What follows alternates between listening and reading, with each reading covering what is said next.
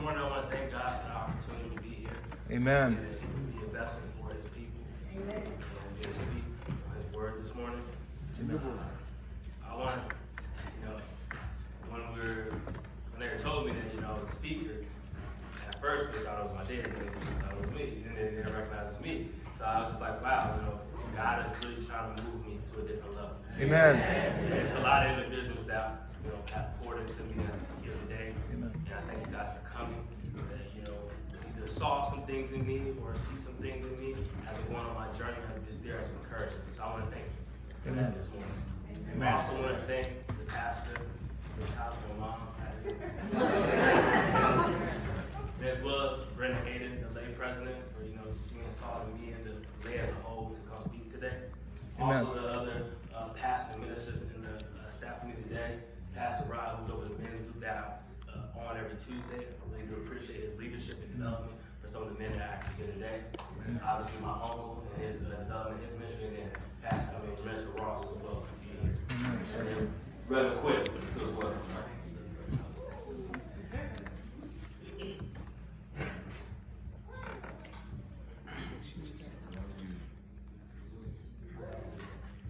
God, I ask you to come this morning, God. Take me as a whole, God. Take over my body, God. Take me out and put you in my place, God. So that your people can hear from you, God, and what I have prepared for them this morning. Through diligence, praying, and seeking you, God, and digging deeper inside of you to give me the words for the people this morning, God. I ask you, God, for people to be open-minded, God, for them to see some things they may not have seen before after they leave here, God. I ask you, God, for let chains be broken, God, that might have been holding people back for so long. For things that things don't see in their life that they're connected to, that they need to drop hold of, God. I ask you to release those things right now. Let them be open-minded, God. And all these things I ask in your son's name, in Jesus' name, amen. I'm not going to read the verses again this morning. Luke 15, 11 through 32. I will be 11 through 24. I will be reading them as we move forward through the lesson today. I would like to name this message, The Process That Opened Our Eyes. Amen. There's a story of a young girl that we all know who dreamed of a life full of love, laughter, and happy endings. But her dreams changed drastically when she became pregnant at the age of 13. And in reality, only compounded by the fact that her father was a well-known pastor throughout the area. As a teen mom and a preacher's kid, her road was lonely. She was shunned at school, gossiped about at church, and a few years later, having experienced a fairy tale wedding, her marriage ended in a spiral of hurt and rejection. She could have let her pain be the indication of her future. Instead, she allowed herself to be surrounded by a God-given, she given up on. She chose to crash headlong with him in a destiny she never dreamed of. This captivating story, unflinching, honest, and deeply vulnerable, provides a vivid reminder that God can turn even the deepest pain into his perfection. Amen. Amen. So who is this woman? Whose the eyes become open as a result of her experience and her process? Her name is Sarah Jakes. That's right. The daughter of the famed pastor, T.D. Jakes. Amen. More than a memory, Sarah Jakes' book, Lost and Found, offers hope and encouragement. A view into her past and present serves to bless so many people like you and me, who find ourselves wandering in detours of life, consumed by the process, yet directed on a path of discovering that no matter how lost we feel, we too can be found. Amen. Craig Lombard once wrote, too often we confuse discovering who we are with discovering who we want to be. And if we commit to the former, it will take care of the latter. Amen. The essence of this quote is reflected in our reference scripture of Luke 15, 11 to 32, which the Bible translates have labeled as the story of the prodigal son. They named this passage in the Bible as the prodigal son. What does prodigal mean? Spending money or resources freely and recklessly. As we look at today's scripture, I think it's very important to understand a background. When this passage first begins, it's at a time, according to the Jewish law, that the elder son receives twice as much as the other sons, and the father contributes such wealth during a lifetime if he wishes. It was perfectly legal for the younger son to ask for his share of the estate, and even sell it if he wanted to, but it was certainly not a very loving thing on his part. We're always headed for trouble whenever we value more things more than people, pursue pleasure more than duty, and desire distant scenes more than the blessings we have right at home. Amen. Verses 12 to 13 states, the younger son told his father, I want my share of your estates now before you die. So his father agreed to divide his wealth between his sons. A few days later, this younger son packed all his belongings and moved to a distant land. And there he wasted all his money while living. As I look at this, I see the younger son looking for instant gratification. It brings me to mind Matthew 16:26, which says, "And what do you benefit if you gain the whole world but lose your own soul?" Which brings me to my first point. Is it in his will? So we see the younger son so eager to gain his share of the father's estate. He wants it right away before his father dies.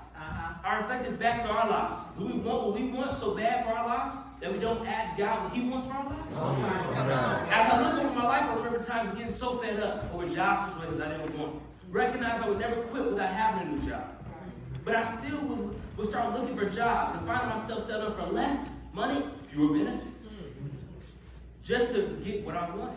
As I prayed and shared job opportunities with other individuals, talked to people, talked to my mom, she said, "You crazy if you leave the opportunity."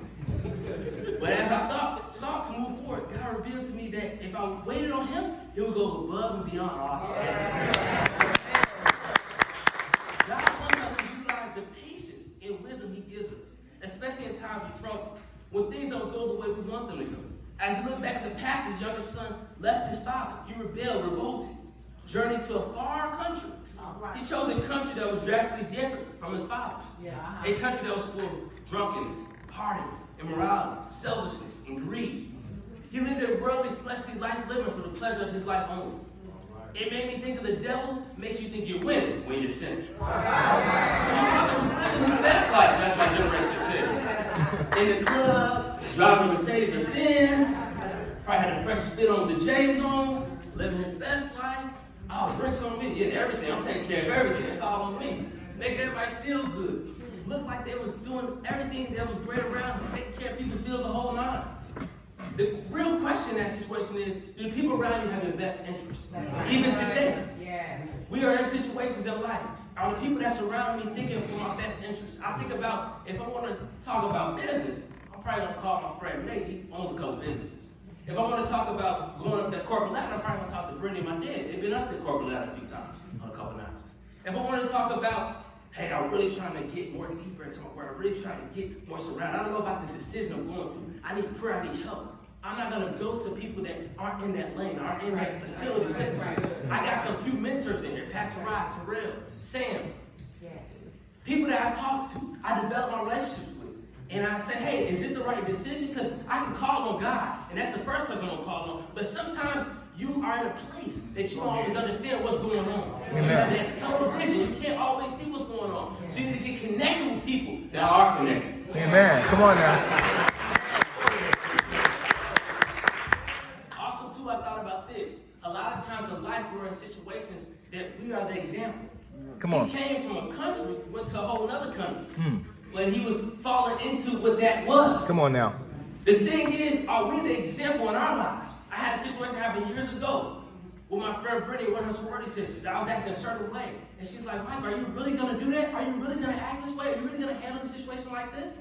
It really challenged me who I was. And I might be an example to her, don't even know I'm an example. And you have to really understand, who are you an example of? Who, when you walk out these doors today, who is your example? Who is watching you and looking at you and seeing what's going on?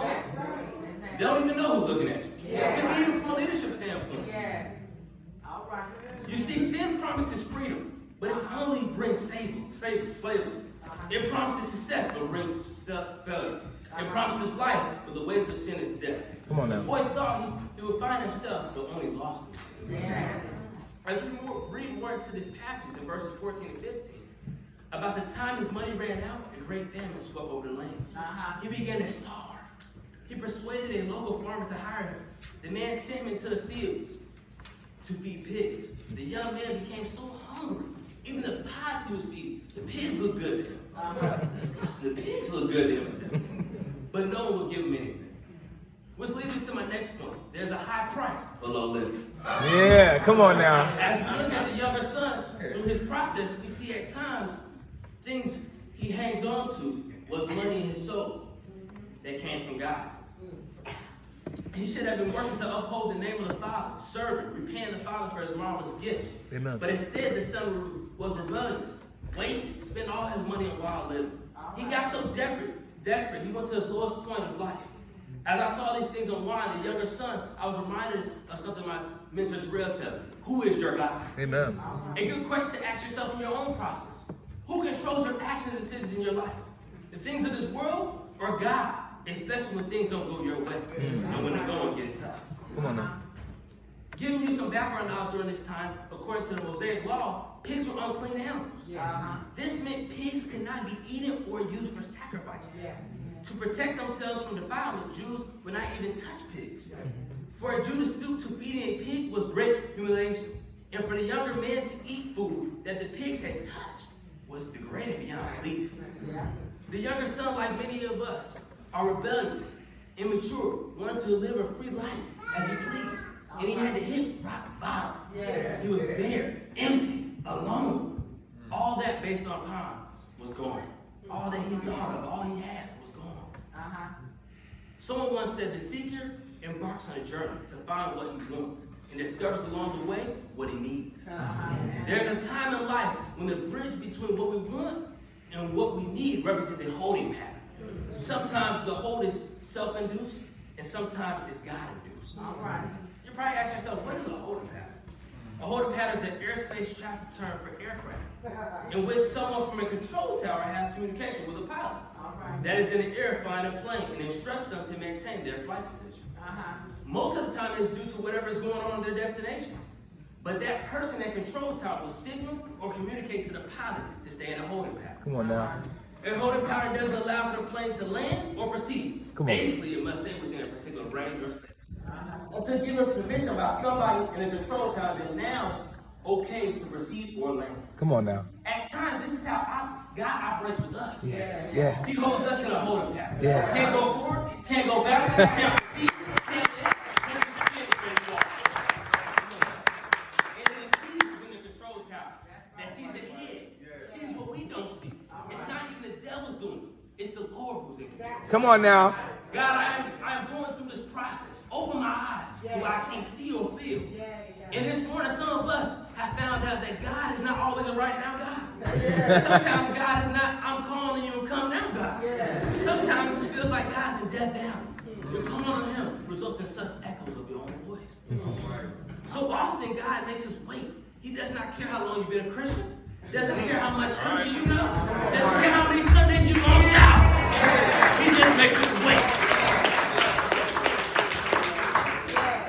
As we look back at the original passage of verses 17 to 24, these set of scriptures lead me to my last point. Let go and come on back. Yeah, come on now. As we look at the younger son going through his own process, we see he had to cut himself off. He cut himself off from God. He had no security from God. He was completely void of confidence and spiritual strength that God would look after him and cover him. He did just what some of us do when we struggle. We don't look to God, nor trust or honor him with our lives and goods. Now, when we look at this situation while he's in a down spiral, I'm pretty sure he mentally was going through it. What will people think of me? Because when I left home, I was the man. And when I'm coming back home, I'm beneath where the servants are. Also, all my Father take me as I am. Will he accept me for what I've done? As I see in verse 17, when he finally came to his senses, he said to himself, at home, even the servants have enough food to spare. I'm here dying of hunger. As we can see, his eyes really opened at this point. He started seeing things in a different light. Some of us need to look at our own process, open our eyes. God is trying to show us some things. Come on now, amen. When reading this, I thought about my own journey. Possibly some of you can connect with. When I got done wilding out, had a good time in the devil's territory, I felt a sense of shame. Not worthy. I didn't want to come back. I didn't know how to get through it. I didn't know how to come through. I didn't know what to do. As my friend Kenyatta says, how you going to win you're not right within? But I am here to tell you today, whatever shame, guilt, decision you make, let it go. Call on the name of Jesus. He will see you through. Times like this, you find yourself in a cave, I call it. Everything you had is gone. I don't want to talk. It kind of makes it look a little sideways. Call that mentor. I'm just by myself in this cave. Every normal way of life I had is gone. I feel by myself. I don't know what's going on. I don't know what to do. I just feel like life is almost over. I don't know. I'm just in this place. I'm in this cave. What you must do is start praying. Praying always gets you closer to God. Come on now. And certain connects sometimes of trouble is confusion. Sometimes the place you don't want to be is the place you want to pray. Because wherever you don't want to be, if you pray there, God just may show up. Because the worst place to be in is the best place to pray. The worst place to be in is the best place to pray. Come on now. Let me give you a couple examples. Judges chapter 16, Samson strapped to the pillars, lost his strength. They're trying to kill him. He's strapped to these pillars with his eyes poked out. Verses 27 to 28 says he prayed out to the Lord. He says, Lord, one last time, give me strength. And the Lord gave him strength in the enemy's camp. Yes, he did. Amen. Amen. Jonah, a lot of us familiar with the Jonah story. Jonah's in the belly of the whale. And in the whole chapter 2, Jonah's praying in the belly of the whale. He needs God to show up in a dirty, nasty place. And God shows up. Yes, he did. Jesus is on the cross at Calvary. While he's on the cross, he prays to the Lord. Father, thy hands are in my spirit. I command in my spirit. What I'm trying to tell you is the worst place to be in is the best place to pray. Hallelujah. And what you should do is go to work tomorrow. Pray there if you want God to show up on your job. Go home tonight. Pray there if you want God to show up at your house. Go to the hospital room. Pray there if you want God to show up. Go to the courtroom. Pray there if you want to show up. I had a weird, unique situation happen years ago. I was in a courtroom. Was dealing with a traffic issue that just running with bad. Just young kid driving wild, reckless. Some people ain't on the road. I'm down for that. But anyway, I was in this courtroom. Me and my mom went there, had good presentation, had my mom with me. I was like, we good. We in front of the court judge. He was dealing with the situation. He's like, he was even tied up. He didn't know which one he wanted to go. This attorney definitely want to take you. My attorney trying to talk to the people. So we were going through a dispute. So he goes back to his corner office, talks there, and Terrell, me and my mom don't know Terrell from nowhere. He decides to say, hey, can I pray with your son? Do you mind? I said, no problem. So we go out, we pray through the whole thing, talks to me a little bit, gives me a business card. After that, I go right back in there. I go in there, and judge decides not to give me what I should have got. Hallelujah. Like, Amen. It's almost like when you get a ticket, but they give you like, hey, 12-month supervision, something like that. Something similar to that situation. So I thank God for the opportunity for him to be an example in that situation. Say, hey, I'm not worried about if I'm not at the church. I don't need to be at this altar. I can pray in my situation. Yeah. I'm taking God where I need to go.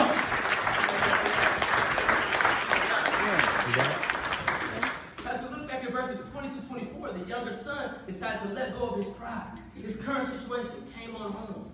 In verse 20, he returns home to his father. While he was still long away, his father saw him. Saw him near out.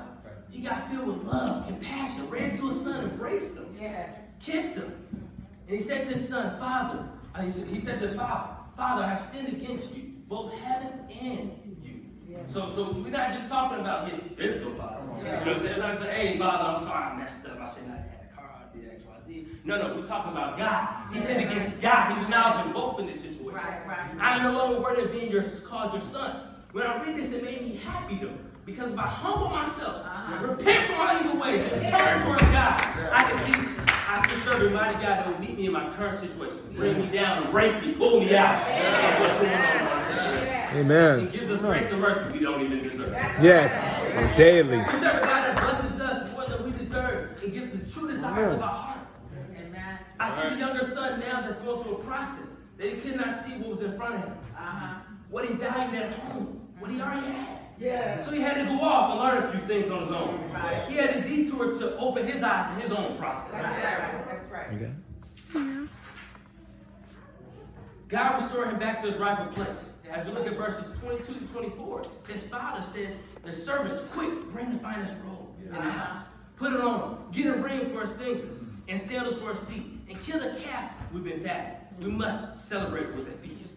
For this son of mine was dead, and now he's returned to life. Amen. He was lost, and now he's found. So the party must begin. As I close, I want to remind some of you folks of some of the points I talked about. Is it God's will for your life? Second, do you want to make sure you understand the consequences of sinning when it feels like you're winning?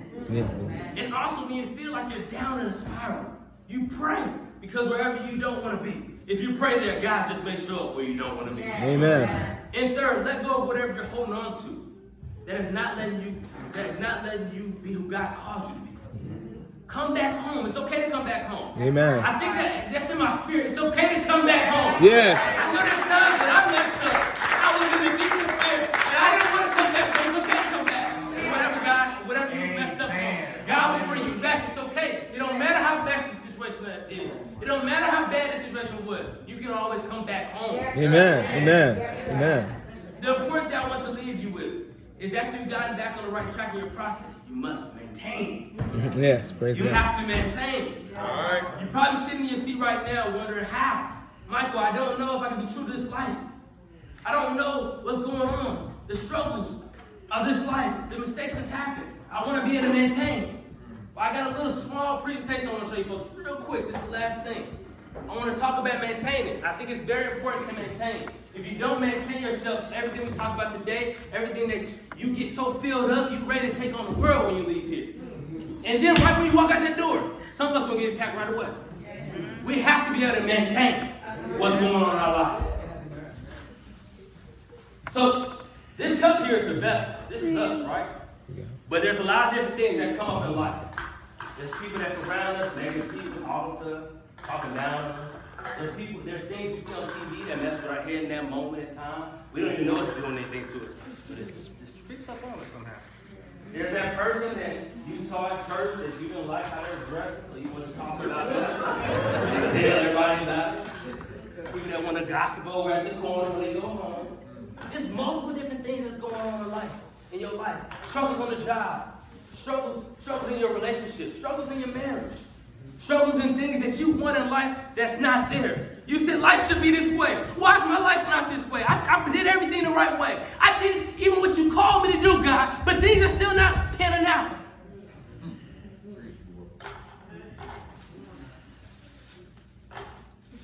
You hear the clicks of things that's adding up. Things like your whole life, right? Things that's adding up, just click. Click.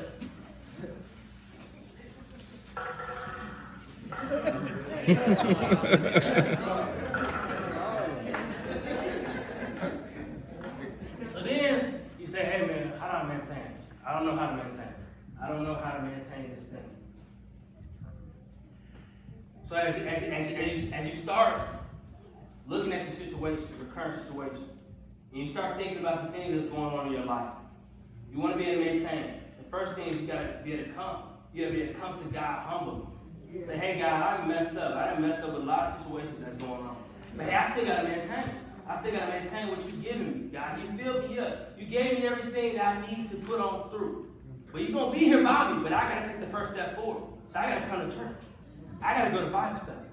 I got to call my accountability partner. Or maybe I got to get some accountability partner. Hey, come on now. Amen. So as you start getting into more, you start pouring more into you. You get into more into you. Then, I stumbled a little bit. I messed up. You always can come back now. You always come back. You got God's with you. He's already with you down there. And you see, the balls are rising up. You getting it out. But God's still with you. Then you see, keep going. Then you, hold on. My birthday. I want to live my best life. I want to go back to that foreign country.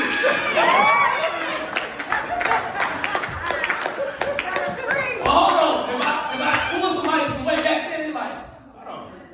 I don't look like that. I look like Michael. Boy, I know you. That's you. I can't see no water. All I can see is you look lukewarm at this point. They don't know what's going on with you. They don't know what the situation is. They trying to figure out you in or you out. As we say, you got 1 foot in the world and 1 foot out of the world. You got to decide who you want to be. And I'm listening to myself right now because I feel lukewarm at times. I don't know what's going on. I feel like I'm pushing forward. I feel like I got to sleep. When I walk out the door, I'm getting tried. This whole week I've been getting tried. Amen. I've been staying strong, pushing through.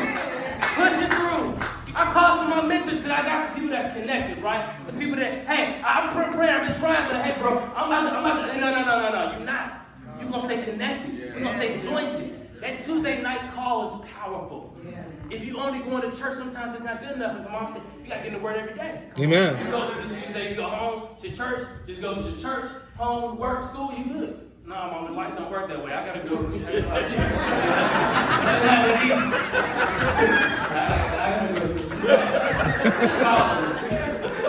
But as you pour more into it, you keep pouring into yourself. You keep pouring. So that stuff starts coming out. Hallelujah. You got it.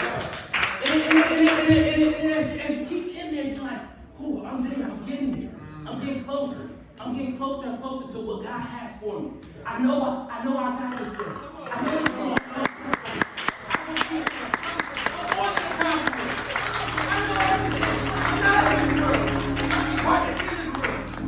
And then you're finding the top where things are just done off. And then when it comes back, all you can do is just lay it. Come on, man! You can't get inside. You can't get down inside. You can't get down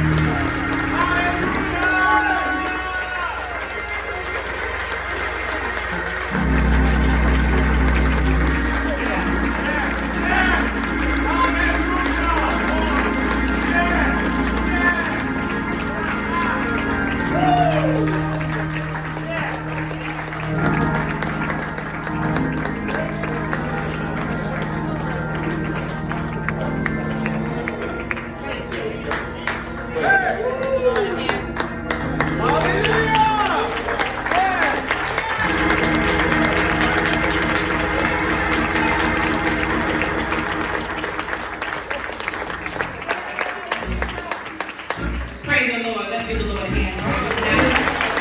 The Son of God. One of his sons. Praise God.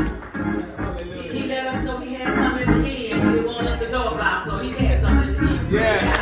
Hallelujah. We praise God that he is preparing himself, and thank God this was his own thing. Amen.